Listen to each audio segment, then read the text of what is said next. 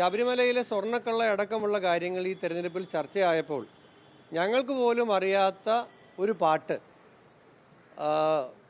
പോറ്റിയെ കയറ്റിയെ സ്വർണം ചെമ്പായി മാറ്റിയെന്ന് പറഞ്ഞൊരു പാട്ട്, അത് എഴുതിയ ആരാണെന്ന് അറിയില്ല, പാടിയ ആളുകളെ അറിയില്ല. പക്ഷേ ആ പാട്ട് ആ വിഷയത്തെ തെരഞ്ഞെടുപ്പിൽ സജീവമാക്കി നിലനിർത്തുന്നതിന് കാരണമായി എന്ന് ഡൽഹിയിൽ മാധ്യമങ്ങളോട് പറയുകയുണ്ടായി.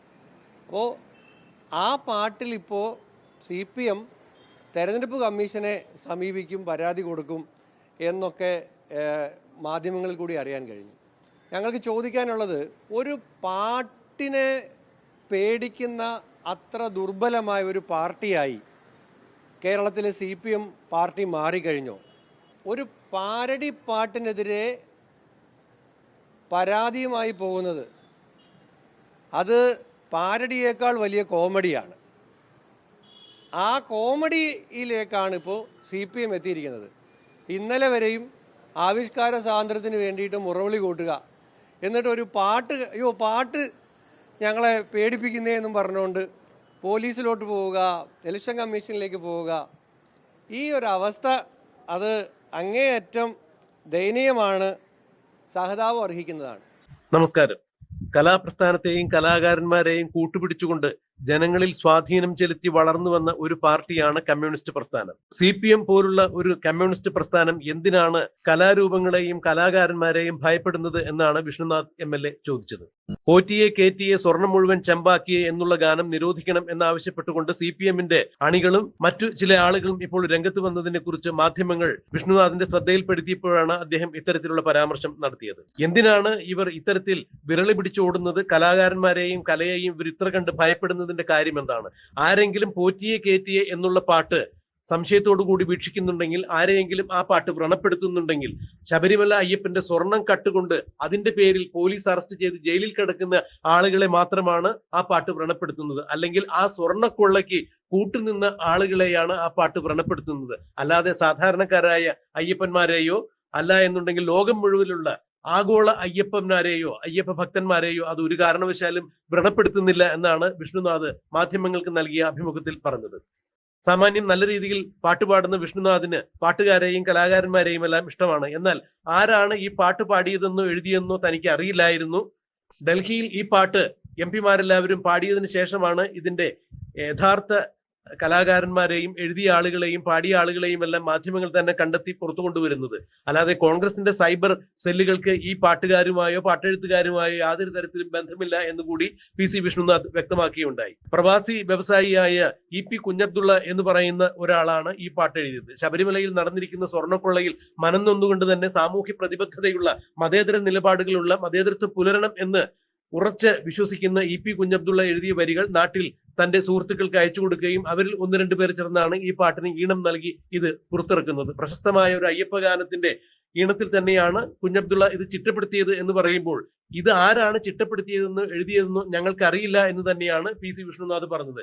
CPMനെയോ അല്ലെങ്കിൽ സ്വർണ്ണക്കൊള്ളക്കാരെയോ താറടിച്ചു കാണിക്കുന്നതിന് വേണ്ടി കോൺഗ്രസിന്റെ ഭാഗത്തു നിന്നും ഉണ്ടായ രചനയോ അല്ലെങ്കിൽ ഒരു സൃഷ്ടിയോ അല്ല ഇതെന്നാണ് PC വിഷ്ണുനാഥ് മാധ്യമങ്ങൾക്ക് വ്യക്തമാക്കിയത്. ഇന്നിപ്പോൾ പോറ്റിയെ കേറ്റിയെ സ്വർണം മുഴുവൻ ചെമ്പാക്കിയെ എന്നുള്ള പാട്ട് കേൾക്കുമ്പോൾ ആർക്കെങ്കിലും പൊള്ളുന്നുണ്ടെങ്കിൽ, ആ പാട്ട് ആർക്കെങ്കിലും തിരിച്ചടി ഉണ്ടാക്കിയിട്ടുണ്ടെങ്കിൽ അത് CPMനും ഈ സ്വർണ്ണക്കൊള്ളക്കാർക്കും തന്നെയാണ്. അയ്യപ്പന്റെ സ്വർണം കട്ടവരെല്ലാവരും, ഇന്ന് നടന്ന അറസ്റ്റ് ഉൾപ്പെടെയുള്ളവരിൽ എല്ലാവരും CPM പ്രവർത്തകരാണ്, CPMന്റെ സമ്പന്നതരായ നേതാക്കളാണ് എന്ന് തന്നെയാണ് മനസ്സിലാക്കാൻ കഴിഞ്ഞിട്ടുള്ളത്. അങ്ങനെയെങ്കിൽ ഈ പാട്ട് കേൾക്കുമ്പോൾ ഏറ്റവും കൂടുതൽ മനോവേദന ഉളവാക്കുന്നതും നാണക്കേടുണ്ടാക്കുന്നതും സമൂഹ മധ്യത്തിൽ തുണിയുരിഞ്ഞു നിൽക്കുന്ന തരത്തിൽ നാണം ഉണ്ടാകുന്ന, സമൂഹ മധ്യത്തിൽ ഉടുമുണ്ടുരിഞ്ഞ് നാണം കെട്ട് നാറി നിൽക്കുന്ന അവസ്ഥ ഉണ്ടാകുന്നത് CPMന് തന്നെയാണ്. ശബരിമല അയ്യപ്പന്റെ സ്വർണം കട്ടുകൊണ്ടുപോയവർക്കാണ്, അല്ലാതെ മറ്റാർക്കുമല്ല ഈ പാട്ട് കേൾക്കുമ്പോൾ വേദനയും വിഷമവും ഉണ്ടാകുന്നത്, അസഹിഷ്ണുതയും ഉണ്ടാകുന്നത്. അത് CPMന് തന്നെയാണ്. PC വിഷ്ണുനാഥ് മാധ്യമങ്ങൾക്ക് നൽകിയ അഭിമുഖത്തിന്റെ പ്രസക്തമായ ഭാഗങ്ങൾ നമുക്കൊന്ന് കേൾക്കാം.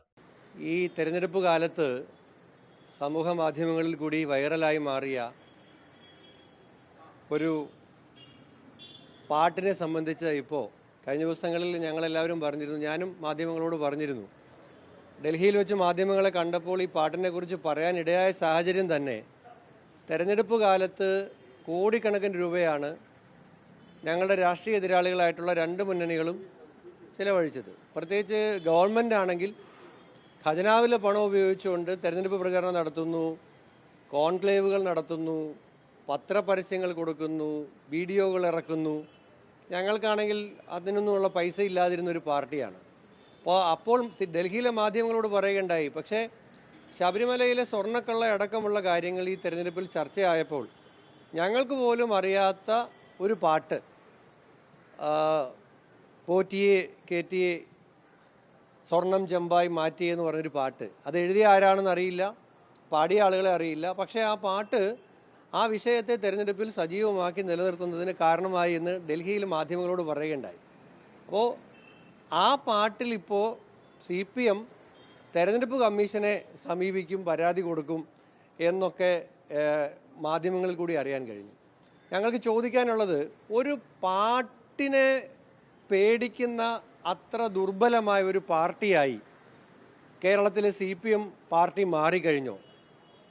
കേരളത്തിലെ തെരഞ്ഞെടുപ്പിൽ പാട്ടും പാരഡി പാട്ടും ഒക്കെ എത്രയോ തെരഞ്ഞെടുപ്പുകളിൽ വന്നിട്ടുണ്ട്. ആ പാട്ടുകൾക്കെതിരെ ആരെങ്കിലും പരാതിയായിട്ട് പോയിട്ടുണ്ടോ? ഇപ്പോൾ ഈ പാട്ട് സമാനമായ ലീഡർ ശ്രീ K. കരുണാകരൻ മുഖ്യമന്ത്രിയായിരുന്ന സമയത്ത് നാദിർ ഷായും കലാഭവൻ മണിയും ഇത് ഈണത്തിൽ പാരഡി പാട്ട് പാടിയത് ഞാൻ പല മാധ്യമങ്ങളിൽ കൂടിയും കാണാനിടയായി. ഇപ്പോൾ ഞാൻ പറഞ്ഞത്, തെരഞ്ഞെടുപ്പ് കാലത്ത് അങ്ങനെ പാട്ടും പാരഡി പാട്ടുകളൊക്കെ വരാറുണ്ട്. അപ്പോൾ ഈ ഒരു പാരഡി പാട്ടിനെതിരെ പരാതിയുമായി പോകുന്നത്, അത് പാരഡിയേക്കാൾ വലിയ കോമഡിയാണ്. ആ കോമഡിയിലേക്കാണ് ഇപ്പോൾ CPM എത്തിയിരിക്കുന്നത്. ഇന്നലെ വരെയും ആവിഷ്കാര സ്വാതന്ത്ര്യത്തിന് വേണ്ടിയിട്ട് മുറവിളി കൂട്ടുക, എന്നിട്ട് ഒരു പാട്ട് ഞങ്ങളെ പേടിപ്പിക്കുന്നതെന്നും പറഞ്ഞുകൊണ്ട് പോലീസിലോട്ട് പോവുക, ഇലക്ഷൻ കമ്മീഷനിലേക്ക് പോവുക. ഈ ഒരു അവസ്ഥ അത് അങ്ങേയറ്റം ദയനീയമാണ്, സഹതാപം അർഹിക്കുന്നതാണ്. അപ്പോൾ അതിൻ്റെ ഒരു രണ്ടാം ഘട്ടത്തിൽ ഞാനന്ന് പറഞ്ഞായിരുന്നു, ഇത് എഴുതിയ ആളെ അറിയില്ല. അപ്പം നിങ്ങൾ മാധ്യമങ്ങളാണ്, എഴുതിയത് ഒരു കുഞ്ഞബ്ദുള്ളയാണ്, അദ്ദേഹം ഖത്തറിലുള്ള പ്രവാസിയാണ്, അദ്ദേഹത്തിൻ്റെ ഇൻ്റർവ്യൂ ഒക്കെ നിങ്ങൾ കൊടുത്തു. പാടിയത് മലപ്പുറത്തുള്ള ഒരു ഡാനിഷാണ്. അപ്പോൾ അദ്ദേഹത്തിൻ്റെ ഇൻ്റർവ്യൂ നിങ്ങൾ എല്ലാവരും കൊടുത്തു, അദ്ദേഹത്തെ കൊണ്ട് പാട്ടൊക്കെ പാടിച്ചു. ഇപ്പോൾ ഇവർ ഈ CPMകാർ നടത്തുന്ന ഹേറ്റ് ക്യാമ്പയിൻ, ഈ കുഞ്ഞബ്ദുള്ളക്കെതിരെ അടക്കം നടത്തുന്ന ഈ ഹേറ്റ് ക്യാമ്പയിൻ, ഇത് എവിടേക്കാണ് കേരളത്തെ കൊണ്ട് എത്തിക്കുന്നത്? എന്താണ് ഇവർ ഇതുകൊണ്ടൊക്കെ ഉദ്ദേശിക്കുന്നത്? തെരഞ്ഞെടുപ്പിൽ ഇവർ പരാജയപ്പെട്ടതിന് ഒരുപാട് കാരണങ്ങളുണ്ടല്ലോ. ശബരിമലയിലെ സ്വർണ്ണക്കൊള്ള ഒരു കാരണം തന്നെയാണ്. അതിൻ്റെ കാരണം എന്താണ്? ആ കൊള്ളക്കാരെ ഇപ്പോഴും പാർട്ടിക്കെതിരെ നടപടിയെടുക്കാതെ, പാർട്ടിയിൽ നിന്ന് നടപടിയെടുക്കാതെ സംരക്ഷിക്കുന്നതുകൊണ്ടാണ്. അത് മാത്രമല്ലല്ലോ, ഇവിടെ ആശാ വർക്കർമാരുടെ സമരം ഉണ്ടായി, അവരെ പരിഹസിച്ചു, അവരെ അധിക്ഷേപിച്ചു, അവരെ പാട്ടപെറുക്കികളെന്ന് പറഞ്ഞു. അപ്പോൾ കേരളത്തിലെ ജനങ്ങൾ ഇത് കാണുന്നുണ്ടായിരുന്നല്ലോ. ഈ ഇലക്ഷന് വോട്ട് ചെയ്യാൻ പോയ ജനങ്ങൾ ഈ കേരളത്തിലെ പാവപ്പെട്ട ആശാ വർക്കേഴ്സ് അമ്മമാരെ പാട്ടപെറുക്കികളെന്ന് ആക്ഷേപിച്ചു, അവരുടെ സമരത്തെ അവഗണിച്ചു. ഇവിടെ PSC റാങ്ക് ലിസ്റ്റിൽ ഉൾപ്പെട്ട ഉദ്യോഗാർത്ഥികൾ, അവരുടെ സമരങ്ങളുണ്ടായി, അവരെ നിങ്ങൾ അവഗണിച്ചു. തീരദേശ മേഖലയിൽ ഒരുപാട് സമരങ്ങളും പ്രശ്നങ്ങളും ഉണ്ടായി, അവരെ നിങ്ങൾ പരിഹസിച്ചു, അവരെ നിങ്ങൾ തീരദേശത്തെ ആളുകളെ തീവ്രവാദികളെന്ന് മുദ്രകുത്തി. കാർഷിക മേഖലയിൽ പ്രതിസന്ധി ഉണ്ടായിരുന്നു, അത് നിങ്ങൾ അവഗണിച്ചു. വിലക്കയറ്റമുണ്ടായി, നിങ്ങളൊന്നും ചെയ്തില്ല. തൊഴിലില്ലായ്മ രൂക്ഷമായി, നിങ്ങളൊന്നും ചെയ്തില്ല. അഴിമതി പല രൂപത്തിൽ വന്നു, നിങ്ങൾ ആ അഴിമതിക്കാരെ എല്ലാം സംരക്ഷിച്ചു. ഇതെല്ലാം നിങ്ങൾക്കെതിരായി വന്നു. ജനങ്ങൾ ഗംഭീരമായ തിരിച്ചടി നൽകി. അപ്പോൾ ആ തിരിച്ചടിയിൽ നിന്നും ശരിയായ പാഠം ഉൾക്കൊണ്ട് തിരുത്തി വിനയാന്വിതരാകുന്നതിന് പകരം ഈ പാട്ടെഴുതിയ കുഞ്ഞബ്ദുള്ളക്കെതിരെ കേസെടുക്കും എന്നൊക്കെ പറഞ്ഞു കഴിഞ്ഞാൽ ജനങ്ങൾക്ക് ഈ മാസം രണ്ടാമത് വോട്ട് ചെയ്യാൻ അവസരം ഇല്ലാത്തതുകൊണ്ടാണ്. ഈ മാസം ഒരിക്കൽ കൂടെ വോട്ട് ചെയ്യാൻ അവസരം കിട്ടിയിരുന്നെങ്കിൽ ഇതും കൂടെ ചേർത്ത് അവരുടെ പ്രതികരണം രേഖപ്പെടുത്തിയേനെ.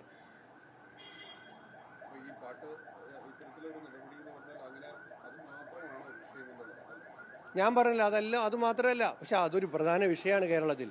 കാരണം ആ കുഞ്ഞബ്ദുള്ള തന്നെ പറഞ്ഞല്ലോ, ഈ ശബരിമല, അദ്ദേഹം ഒരു വിശ്വാസിയാണ്, അപ്പോൾ അദ്ദേഹം പറഞ്ഞു, ഈ കാര്യങ്ങളെല്ലാം കണ്ടപ്പോൾ ഞാൻ മാധ്യമത്തിൽ കൂടെ അറിഞ്ഞതാണ്, എനിക്കുണ്ടായ ഒരു വേദനയിൽ നിന്നാണ് ആ പാട്ട് പിറക്കുന്നത്. അപ്പോൾ ശബരിമല സ്വർണ്ണക്കൊള്ളയോടുള്ള ഒരു എഴുത്തുകാരൻ്റെ സർഗാത്മകമായ പ്രതിഷേധമാണത്. അപ്പോൾ നമ്മൾ പല രൂപത്തിൽ പ്രതിഷേധം രേഖപ്പെടുത്തും. ഒരു പാട്ടെഴുത്തുകാരൻ, അദ്ദേഹം 600ഓളം പാട്ടുകൾ എഴുതിയ മനുഷ്യനാണ്. അപ്പോൾ അദ്ദേഹത്തിൻ്റെ സർഗാത്മകമായ ഒരു പ്രതിഷേധമാണ്. ഇത് വികാരം വ്രണപ്പെട്ടു എന്നാണ് പറയുന്നത്. വികാരം വ്രണപ്പെടാൻ ഈ പാട്ട് കേട്ടാൽ സാധ്യതയുള്ള ഒരേ ഒരാൾ ഈ കട്ടിട്ട് ജയിലിൽ കിടക്കുന്നവർക്ക് മാത്രമാണ്. കാരണം ഈ കട്ടവർക്കെതിരെ പാട്ട് എഴുതുമ്പോൾ ആരുടെ വികാരമാണ് വ്രണപ്പെടുന്നത്? കട്ടവരുടെ വികാരം വ്രണപ്പെടുത്തുള്ളൂ, വേറെ ആർക്കും ഒരു വികാരം വ്രണപ്പെടാനില്ല. അപ്പോൾ അതുകൊണ്ട് വികാരം വ്രണപ്പെട്ടു എന്നൊക്കെ പറഞ്ഞ് കേരളത്തിലെ ജനങ്ങളുടെ മുമ്പിൽ കൂടുതൽ പരിഹാസ്യരാകാൻ പോകാതെ ഗവൺമെൻറ്റിന് തിരുത്തേണ്ട ഒരുപാട് മേഖലകളുണ്ട്. അപ്പോൾ ഇവർക്കെതിരെ നടപടി എടുക്കണം, എടുത്തിട്ടില്ല, അത് ഇവർക്ക് ആലോചിക്കാവുന്നൊരു കാര്യമാണ്. ഇപ്പോൾ ഈ വിലക്കയറ്റം, തൊഴിലില്ലായ്മ, ആരോഗ്യ മേഖലയിൽ ഈ തെരഞ്ഞെടുപ്പ് നടക്കുന്ന സമയത്തല്ലേ ഇവിടെ വേണു എന്ന് പറഞ്ഞൊരു ഓട്ടോറിക്ഷ ഡ്രൈവർ ചികിത്സ കിട്ടാതെ മരണപ്പെട്ടത്? ഡോക്ടർ ആരിസ് ഹസൻ്റെ വെളിപ്പെടുത്തൽ നിങ്ങളെല്ലാം ലോകത്തെ മുഴുവൻ കേൾപ്പിച്ചതല്ലേ, കാണിച്ചതല്ലേ? അപ്പോൾ ഇങ്ങനത്തെ പ്രശ്നങ്ങളാണ് ഇവരുടെ തോൽവിക്ക് കാരണം. അപ്പോൾ അത് മനസ്സിലാക്കി തിരുത്തുന്നതിന് പകരം സർക്കാരിനൊരു കുഴപ്പമില്ല, ജനങ്ങളെല്ലാം സംതൃപ്തരാണ്, അവരാഹ്ലാദ തന്തുലിതരാണ് എന്നൊക്കെ പറഞ്ഞിട്ടാണ് ന്യായവാദങ്ങളുമായിട്ടാണ് ഇറങ്ങുന്നതെങ്കിൽ ഇനി ഇതിനേക്കാൾ വലിയ തിരിച്ചടി. ഇപ്പോൾ ജനങ്ങളെ സംബന്ധിച്ചിടത്തോളം ഇതിന് അടുത്തതിന് ഏപ്രിൽ വരെ കാത്തിരിക്കണമെന്നുള്ള ഒരു ടെൻഷനിലാണ് അവർ. അതാണ് ഞാൻ പറഞ്ഞത്, ഈ മാസം ഒരിക്കൽ കൂടി അവസരം കൊടുത്താൽ ഇപ്പം കിട്ടേണ്ട അത്രയും പോലും ഇനി കിട്ടാൻ പോണില്ല. അല്ല, ഞാൻ പറഞ്ഞത്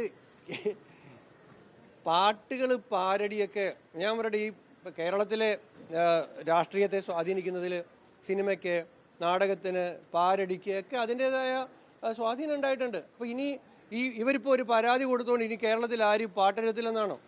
പാട്ടൊക്കെ ഇനി ഉണ്ടാവുന്നേ.